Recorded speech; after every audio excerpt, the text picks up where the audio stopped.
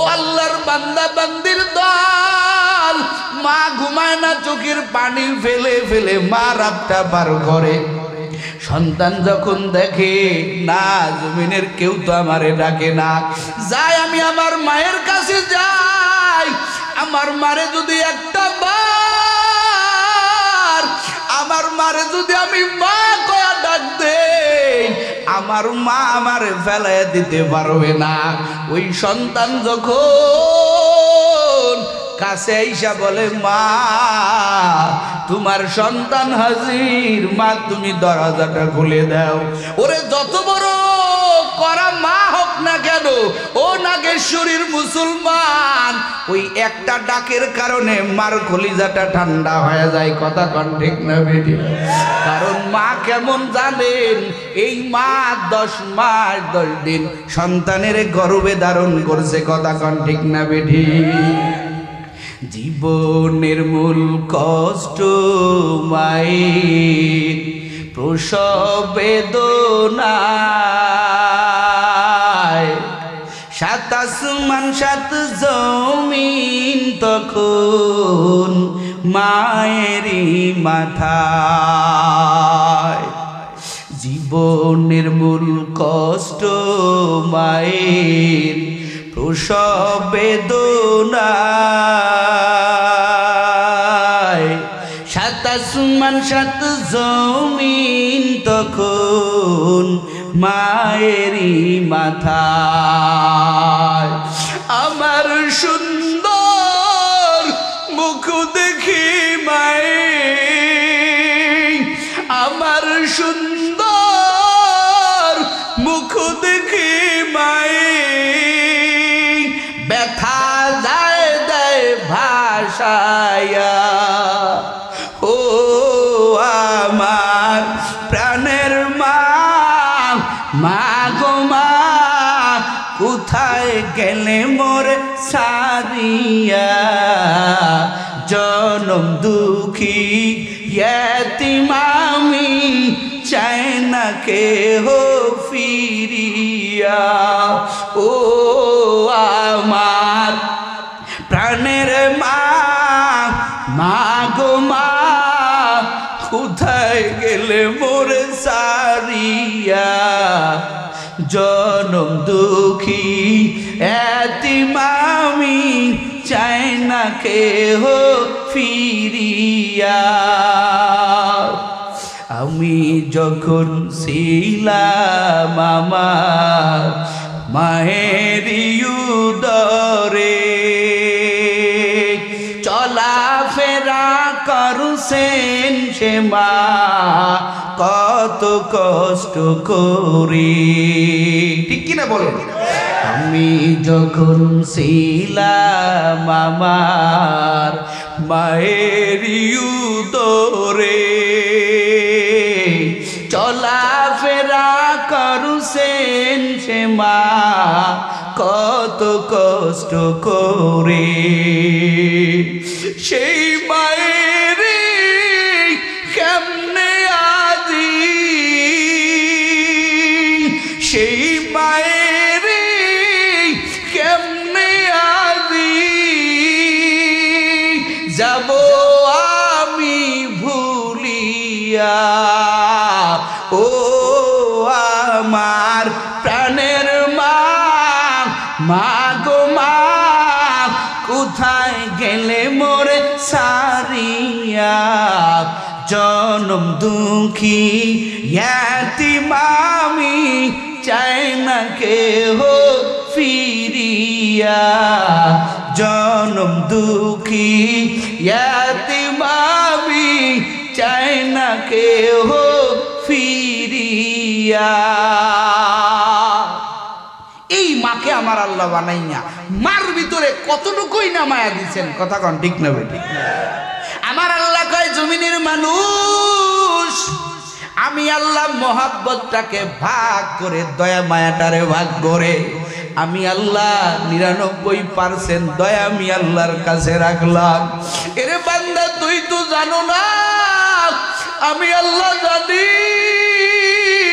আমার বান্দা জমিনে যাইয়া অন্যায় করবে, নফস শয়তানের ধোঁকায় পড়িয়া আমার বান্দা মানুষ শয়তান জিন শয়তানের প্ররোচনায় পড়িয়া আমার বান্দা অন্যায় করে ফেলবে।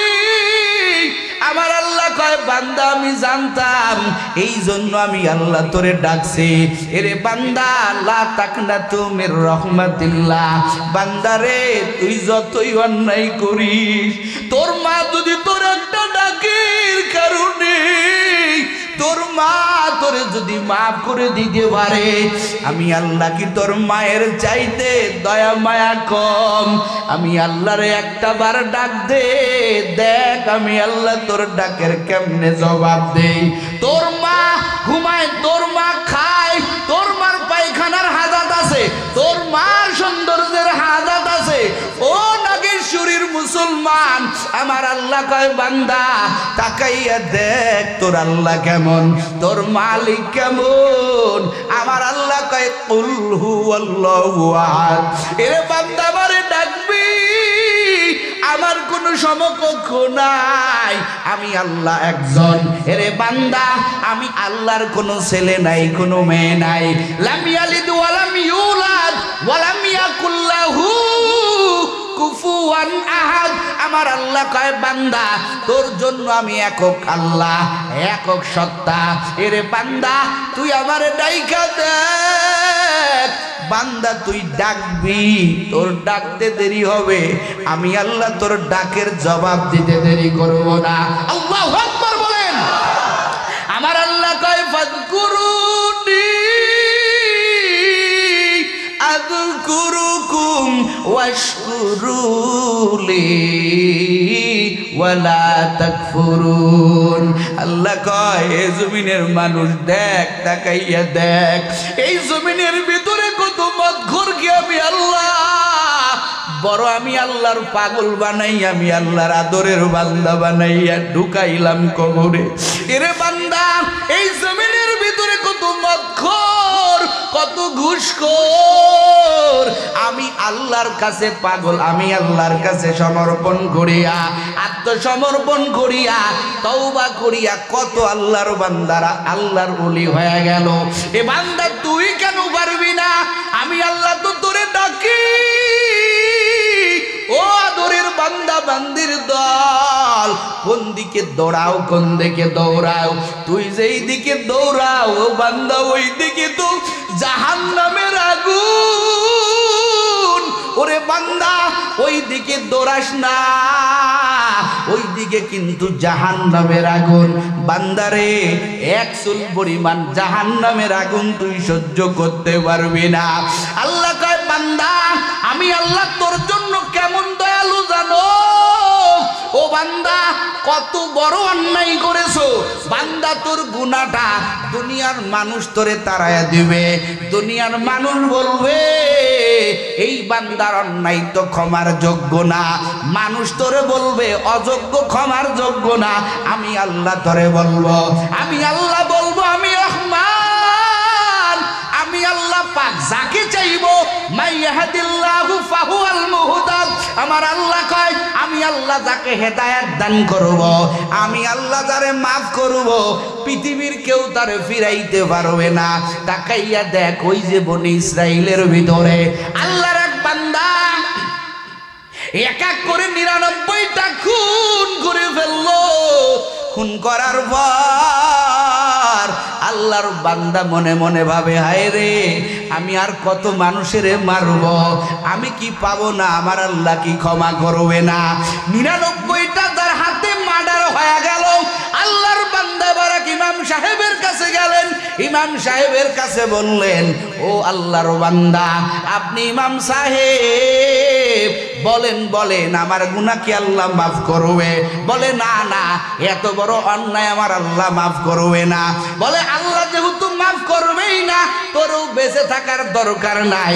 100 পূর্ণ করে ফেললো, ওই আল্লাহর বান্দাটাকে সরাইয়ে দিল। কিন্তু ওর মনের ভিতরে জল্পনা কল্পনা উঠছে, আমার মাপ চাইতে হবে, আমার কোনো উপায় নাই, কোনো উপায় নাই। আল্লাহর বান্দা তালাশ করতেছে, কই গেলে? আমি মাপ পাইব। একজন পরামর্শ দিল, ও আল্লাহর বান্দা, ওই যে একটা জায়গায় একজন আল্লাহর ওলি আছে, তার কাছে যাও। ও নাগেশ্বরীর মুসলমান, যদি আল্লাহওয়ালা হইতে যাও, আল্লাহওয়ালাদের কাছে যাও। লাগবে নি আল্লাহওয়ালার কথা কয় না কা?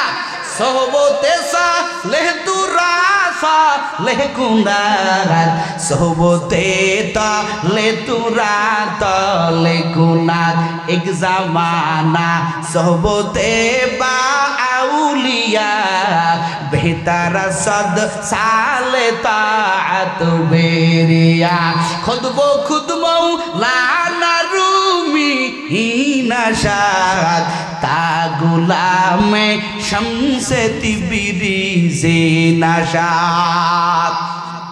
জালালউদ্দিন রুমি রাহমাতুল্লাহি আলাইহি বলেন, ও দুনিয়ার মানুষ, দিলের নজরে শুনো, আমি জালালউদ্দিন রুমি ততক্ষণ রুমি হতে পারি নাই। বলে কতক্ষণ? বলে আমি জালাল দেখেছি তো।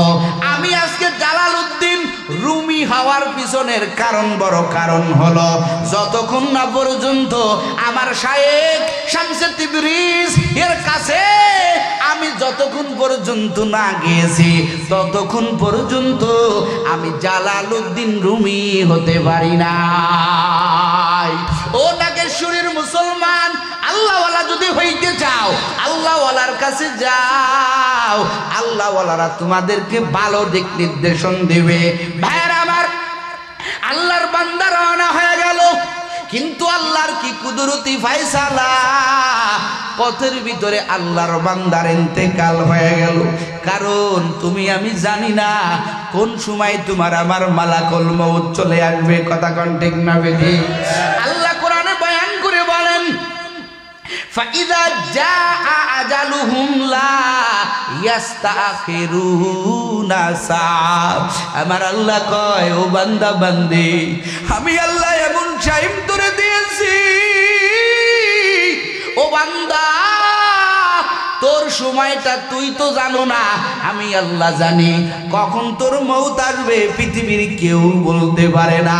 এই জমিনের ভিতরে কত আল্লাহর বান্দারা, কত আল্লাহর বান্দিরা কত জল্পনা কল্পনা করে, কিন্তু প্রকাশ করে না। এই জল্পনা কল্পনা নিয়েই কত যুবক চলে গেল কবরে রে বাবা। কত মুরব্বীর আশা সন্তানটারে মানুষ করে কামাই রোজগার খাবো, কিন্তু পারে না। সন্তানটা কামাই রোজগার করার আগেই কবরে। কথা কোন ঠিক না বেদি? তোমার আমার মৃত্যুর ঘন্টা বাজবে।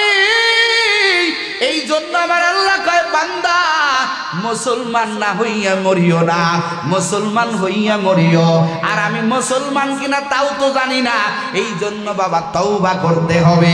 কারণ মরণ এমন একটা শরবত, মৌতুকা আসিন কুল্লু নাসিন শারবুন, কবর বাইতিন কুল্লু নাসিন দাখিলুন, ইহা হাম সব মুসাফির হায় কবর আখির ঠিকানা, কোই আগে রওয়ানা হ্যায় কোই পিছে রওয়ানা। মরণ এমন একটা শরবত, তোমার ইচ্ছা থাকুক চাই না থাকুক পান করতেই হবে। আর কবর এমন একটা ঘর, এই কবরে তোমার ইচ্ছা থাকুক আর না থাকুক ঢুকতেই হবে। তুমি আমি কেউ পালাইতে পারবো না। ওই বনি ইসরাইলের আল্লাহর বান্দা 100 খুনের মালিক যে আল্লাহ পাকের কাছে তওবা করার জন্য আল্লাহওয়ালার দরবারে যাইতেছিলেন, পথের ভিতরেই মালাকুল মউতের সাথে ধরা খেয়ে গেল, জান কবজ হয়ে গেল, আল্লাহর বান্দা জমিনে পড়ে গেল। এবার আমার আল্লাহর পক্ষ থেকে রহমতের ফেরেশতাও চলে আসছে। আল্লাহর পক্ষ থেকে ওই জাহান্নামের ফেরেশতারাও চলে আসছে। জাহান্নামের ফেরেশতারা কয়, এ রহমতের ফেরেশতা তোরা কেন আইছো? তোমার তো চেনো না এই বান্দা 100 গুণ করেছে, ওর গুনার অভাব নাই, ও জাহান্নামে যাবে। রহমতের ফেরেশতারা কয়, ও দোজখের ফেরেশতারা শুনে নে, এই বান্দা তো তওবা করেছে, তওবাকারী আমার আল্লাহর বন্ধু, আমরা এরে নেব। ওরা বলে আমরা নেব। ঝগড়া লেগে গেল। আল্লাহর দরবারে 2 দল ফেরেশতারাই চলে গেল। আমার আল্লাহর কাছে পুরা ঘটনা বলল। আমার আল্লাহ তো খেলা দেখাওয়ালা আল্লাহ, তামাশা দেখানোওয়ালা আল্লাহ, কথা কন্টেক নবে।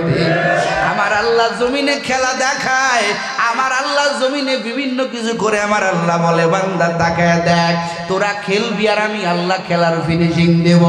আমার আল্লাহ কয়, ও রহমতের ফেরেশতা, তোমাদেরকে আমি বলে দেই, ও দোজখের ফেরেশতা, তোমাদেরকেও বলি, যাও যাও, একটা মাপকাঠি দেয়া দিলাম। আল্লাহর বান্দা ওই যে হুজুরের কাছ থেকে ওই অলির কাছে যাওয়ার জন্য গ্রামে রওনা হয়ে গেল।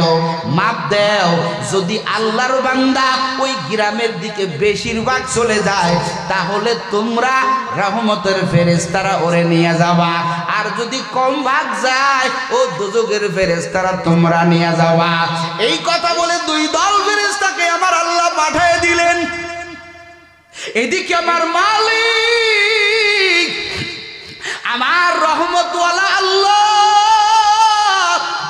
আমার দয়াময় আল্লাহ ফেরেশতাদেরকে ডাক দেয়া কয়, ও ফেরেশতা, আমার বান্দা মরণের পরেও বান্দা কেন দিয়া 2টা এরকম টান দিয়েছে। ও মরার পরেও আমি দেখছি ও যাইতে চায় কোন দিকে? আমি আল্লাহর রহমতের দিকে, তওবার দিকে যাইতে চায়। ওর দিলের তামান্না কত বড়, ওই দৃশ্যটা আমি আল্লাহর কাছে বড় ভালো লাগছে। ও ফেরেশতা, তোরা জলদি জলদি যা, এই দিকের জমিনটা ওর জন্য লম্বা করে দে, আর ওই রহমতের দিকে আল্লাহওয়ালার দিকে যাওয়ার জন্য যেদিকে কদম বাড়াইলো ওই দিকে ওর দূরত্বটা কমায় দে। আমার আল্লাহ জমিনের মালিক, জমিনকে অর্ডার করার সঙ্গে সঙ্গে ওই প্রশস্ত জমিনটা মুহূর্তের মধ্যে সংকোচ হয়ে গেল, কমে গেল। ফেরেশতারা মাইপা দেখে আল্লাহর বান্দা বেশিরভাগ ওই গ্রামে চলে গেছে। ও নাগেশ্বরীর মুসলমান, ওই আল্লাহ আসেনি? কতক্ষণ আসেনি? তো আল্লাহর কাছে ফিরে আসো। গুনার থেকে বাঁচার মূল মেডিসিন হলো তওবা। কি কথা কন? আরে জরকান কি? আমি বক্তা, আমি মনে করি এই ময়দানে আমার মতো গুনাহগার কেউ নাই। ও বাবারা, তুমি মনে করো তোমার মতো গুনাহগার কেউ নাই। তওবা করলে ঠকবা না, তওবা করলে ঠকবা না। তওবাকারীর জন্য আমার আল্লাহর কুদরতি ফায়সালা উলামায়ে কেরাম গবেষণা করে বাহির করে, তওবাকারীর জন্য 1টা 2টা না 4টা পুরস্কার। জোরে কোন কয়টা? আরো জোরে কোন কয়টা? 4 পুরস্কারের মালিক আমার আল্লাহ বানাইয়া দেয়। ও নাগেশ্বরীর মুসলমান, 1 নম্বর হলো তওবাকারীর পুরস্কার। আমার আল্লাহ তাআলার নবী পয়গম্বর বলেন, তওবাকারীর 1 নম্বর পুরস্কার আত-তাইবু হাবিবুল্লাহ, বলে তওবাকারী হইল আমার আল্লাহর বন্ধু। হাবিবুল্লাহ বলেন। একটা জিনিস বুঝাই আপনাদের, বুঝবেন কিনা জানি না। বন্ধু আরবিতে কয়েকটা শব্দ আছে। সাদিকুন মানে বন্ধু, হাবিবুন মানে বন্ধু, খলিলুন মানে বন্ধু। তবে সাদিক, হাবিব আর খলিল বলে আমার আল্লাহ মোহাব্বত করে ইব্রাহিমকে বললেন, ও দোস্ত আপনি আমার কাছে খলিল। ওয়াত্তাখাযা আল্লাহু ইব্রাহিমা খলিলা। আমার আল্লাহ কোরআনে বয়ান করে বলেন, ও দোস্ত আমার, ও ইব্রাহিম রে, আমি আল্লাহ তোমারে উপাধি দিলাম, তুমি ইব্রাহিম, আমি আল্লাহর খলিল। খলিল মানে আল্লাহর বন্ধু।